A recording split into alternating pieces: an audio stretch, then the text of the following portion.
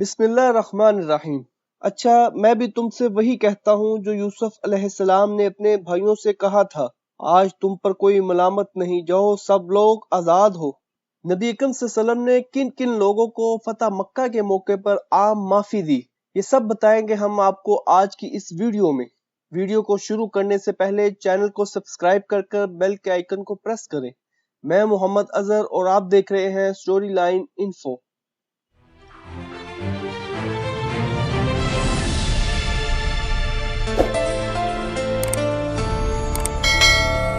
ماہ شعبان سن 8 ہجری میں مکہ کے اندر ایک عجیب حادثہ رونما ہوا۔ بنو خزاع اور بنو بکر جو حدیبیہ کے صلح نامہ کی روح سے اپنی عداوات کو فراموش کر نبی اکرم صلی اللہ علیہ وآلہ وسلم اور قریش مکہ کے حلیف بن گئے تھے، اب وہ ایک دوسرے پر حملہ آور نہیں ہو سکتے تھے۔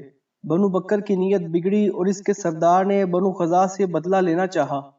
قریش مکہ کا فرض تھا کہ وہ اپنے حلیف بنو بکر کو اس ارادے سے باز رکھتے اور بنو خزاع پر جو نبی اکرم صلی اللہ علیہ وآلہ وسلم کے حلیف تھے حملہ نہ کرنے دیتے، کیونکہ حدیبیہ میں 10 سال کی صلح ہوئی تھی۔ لیکن قریش مکہ میں سے صفوان بن امیہ، اکرمہ بن ابو جہل، سہیل بن عمرو وغیرہ نے بنو بکر کے ساتھ حملے میں شرکت کی۔ بنو بکر مع سرداران قریش بنو خزاع پر جا چڑھا اور اچانک ان کو قتل کرنا شروع کر دیا۔ یہ حملہ رات کے وقت ایسی حالت میں کیا گیا کہ بنو خزاع سو رہے تھے۔ بنو خزاع مقابلے سے مجبور ہو کر حرم میں جا چھپے، ظالموں نے وہاں بھی ان کو نہ چھوڑا۔ اس شب خون میں بنو خزاع کے 20 یا 30 آدمی مارے گئے، جن میں سے بعض بیت اللہ کے اندر قتل کیے گئے۔ بدیل بن ورقہ اور عمرو بن سالم مدینے کی طرف روانہ ہوئے تاکہ نبی اکرم صلی اللہ علیہ وآلہ وسلم سے بنو بکر اور قریش کے اس نقض عہد کی شکایت کریں۔ جس رات مکے میں معاہدہ صلح کی اس ظالمانہ طور پر دھجیاں اڑائی جا رہی تھیں، خزاع کے چند آدمیوں نے نبی اکرم صلی اللہ علیہ وسلم کا نام لے کر فریاد کی کہ اے خاتم النبیین، ہماری مدد کیجیے، بنی بکر نے ہم پر ظلم کیا۔ اس وقت نبی اکرم صلی اللہ علیہ وآلہ وسلم ام المومنین میمونہ رضی اللہ عنہا کے حجرے میں وضو کر رہے تھے۔ آپ صلی اللہ علیہ وآلہ وسلم نے خزاع والوں کی یہ فریاد جو مکے میں کر رہے تھے مدینے میں سنی اور فوراً جواب میں لبیک لبیک فرمایا۔ عجیب تر یہ کہ بنو خزاع نے بھی نبی اکرم صلی اللہ علیہ وآلہ وسلم کی آواز اپنی فریاد کے جواب میں سنی۔ صبح کو آپ صلی اللہ علیہ وآلہ وسلم نے عائشہ رضی اللہ عنہا سے فرمایا کہ رات مکے میں بنو خزاع کو بنو بکر اور قریش نے مل کر قتل کیا۔ عائشہ رضی اللہ عنہا نے کہا کہ آپ صلی اللہ علیہ وسلم کا گمان ہے کہ قریش بد عہدی کریں گے؟ آپ صلی اللہ علیہ وآلہ وسلم نے فرمایا انہوں نے ضرور عہد شکنی کی ہے اور ان قریب اللہ تعالیٰ ان کے حق میں حکم صادر کرنے والا ہے۔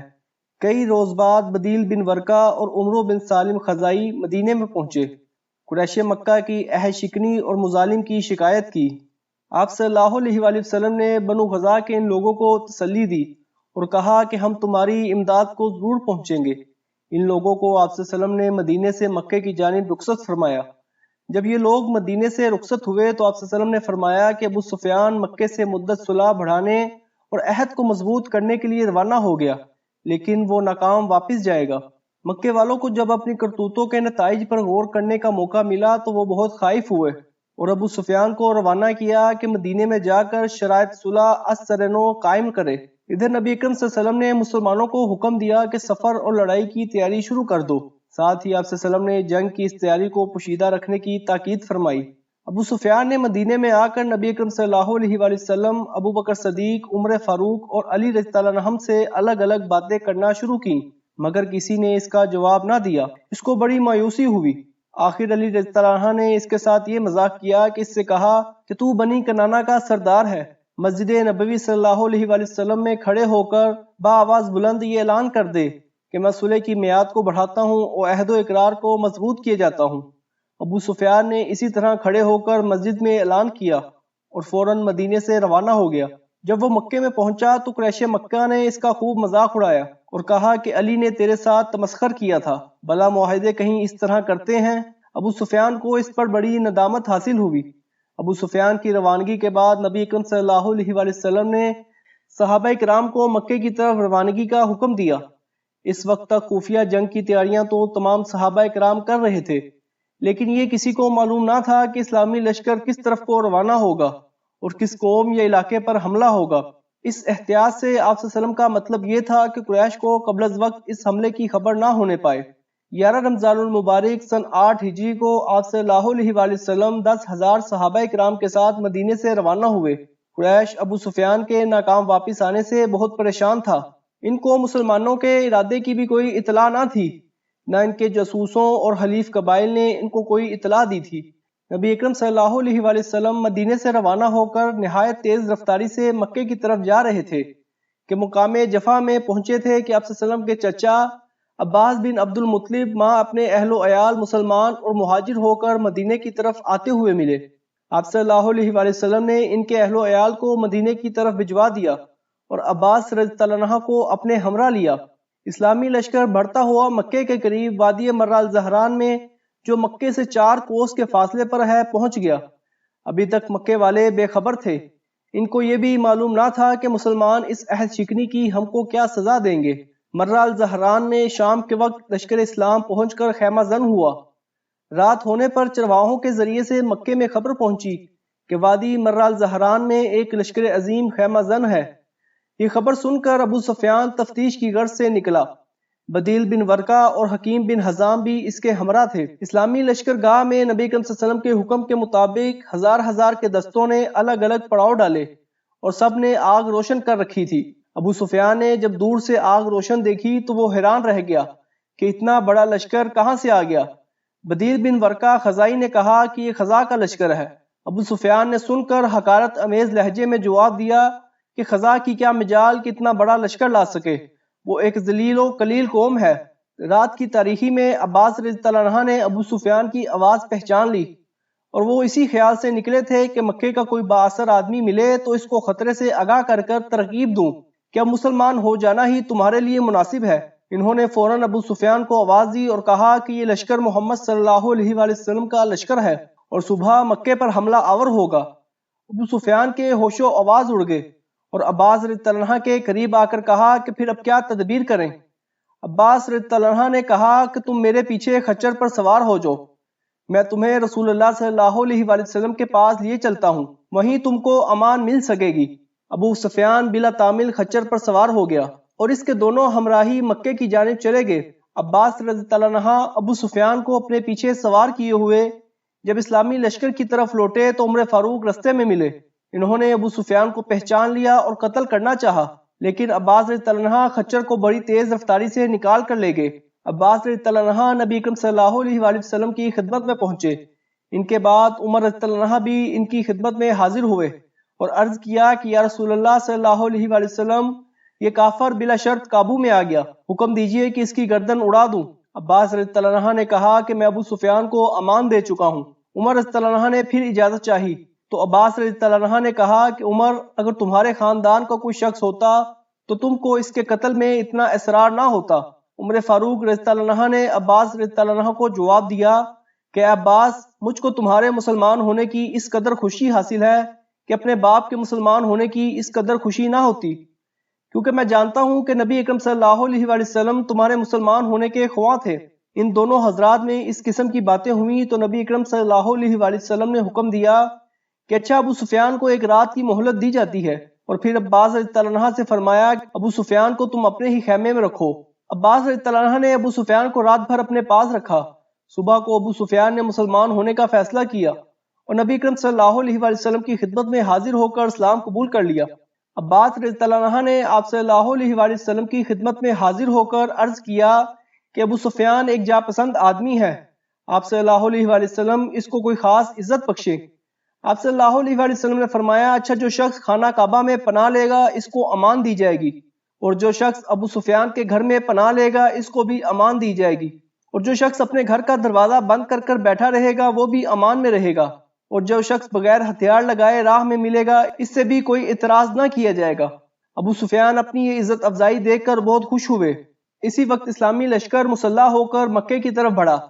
لشکر اسلام میں الگ الگ قبیلوں کے الگ الگ نشان تھے۔ ابو سفیان نے وادی کے سر پر ایک اونچے ٹیلے پہ کھڑے ہو کر اسلامی لشکر کا نظارہ دیکھا اور پھر سب سے پہلے مکے میں داخل ہو کر منادی کرا دی کہ جو شخص خانہ کعبہ میں یا میرے گھر میں پناہ لے گا وہ محفوظ رہے گا۔ نبی اکرم صلی اللہ علیہ وآلہ وسلم کی خواہش یہ تھی کہ مکے میں خون ریزی نہ ہونے پائے۔ نبی اکرم صلی اللہ علیہ وآلہ وسلم کو مکے سے بے سر و سامانی کے عالم میں اپنا نکلنا یاد آتا تھا اور پھر شاہانہ عظمت اور لشکر عظیم کے ساتھ مکے میں داخل ہوتے ہوئے دیکھتے تھے اور بار بار شکر رب تعالیٰ بجا لاتے۔ آپ صلی اللہ علیہ وآلہ وسلم مکے میں بلا مزاحمت اور عظمت کے ساتھ داخل ہو کر خانہ کعبہ کی طرف تشریف لے گئے۔ سواری پر 7 مرتبہ بیت اللہ کا طواف کیا، وہاں جس قدر بت تھے سب کو باہر پھینکوا دیا۔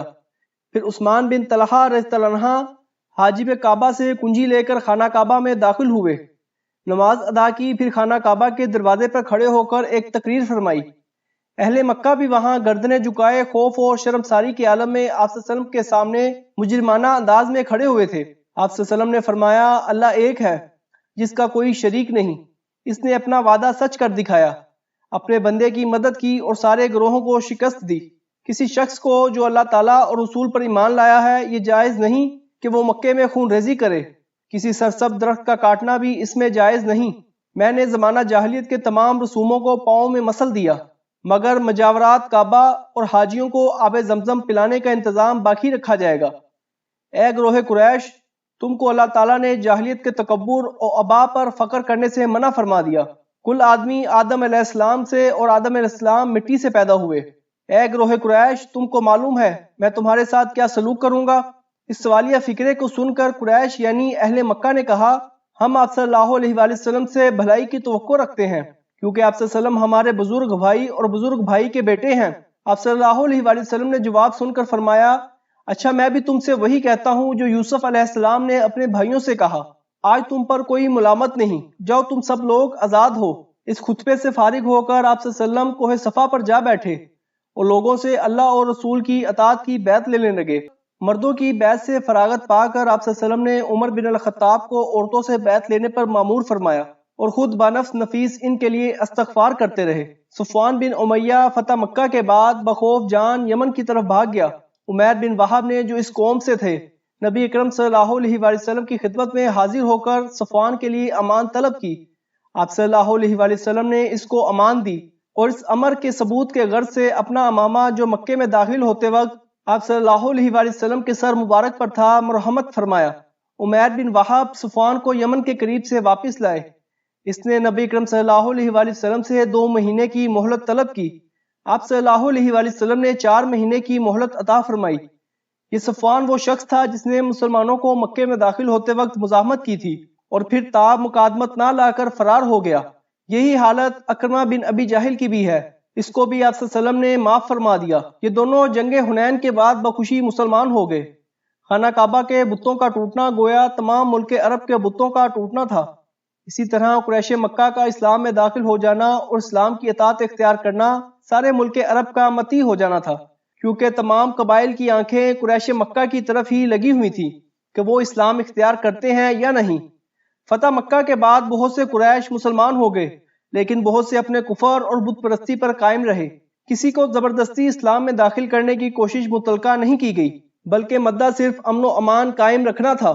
فتح مکہ سے فارغ ہو کر آپ صلی اللہ علیہ وسلم نے شہر میں منادی کرا دی کہ جو لوگ مسلمان ہو گئے ہیں وہ اپنے گھروں میں کوئی بت باقی نہ رہنے دیں۔ پھر آپ صلی اللہ علیہ وسلم نے نواح مکہ کے مشہور بتوں کو توڑنے اور بت خانوں کو منحمد کرنے کے لیے چھوٹے چھوٹے دستے روانہ کیے۔ خالد بن ولید رضی اللہ عنہ کو 30 سواروں کے ہمراہ روانہ کیا کہ بنو کنانہ کے بت عزا نامی کو، جس کا استحان ایک نگلستان میں تھا، جا کر منحمد کریں۔ خالد بن ولید رضی اللہ عنہ نے جا کر عزا کو پاش پاش کر دیا اور اس کا مندر مسمار کر کر زمین کے برابر کر دیا۔ عمرو بن العاص رضی اللہ عنہ کو بنی حزیل کے بت سوا کو توڑنے اور مسمار کرنے کے لیے بھیجا گیا۔ عمرو بن العاص جب مندر کے قریب پہنچے تو پجاری نے کہا، تم اس پر کیسے قدرت پا سکتے ہو؟ عمرو نے کہا، تم دیکھتے جاؤ۔ یہ کہہ کر مندر میں داخل ہوئے اور بت کو پاش پاش کر دیا۔ پجاری اسی وقت بت پرستی سے تائب ہو کر مسلمان ہو گیا۔ سعد بن زید رضی اللہ عنہ کو مناتا نامی بت کو توڑنے کے لیے مقام قدیہ کی طرف بھیجا گیا۔ وہاں کے پجاری بھی یہ یقین رکھتے تھے کہ مسلمان بت کو توڑنے پر ہرگز قادر نہ ہو سکیں گے، مگر انہوں نے دیکھ لیا کہ مسلمانوں نے جاتے ہی اس کو توڑ پھوڑ کر مندر مسمار کر دیا۔ اسی طرح اور بھی بت خانے مسمار ہوئے۔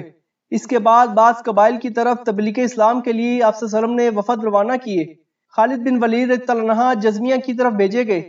ان کو قتال سے منع کر دیا گیا، لیکن وہاں اتفاقاً خالد کو جنگ کرنا پڑی اور بنو جزمیہ کے چند آدمی قتل ہوئے۔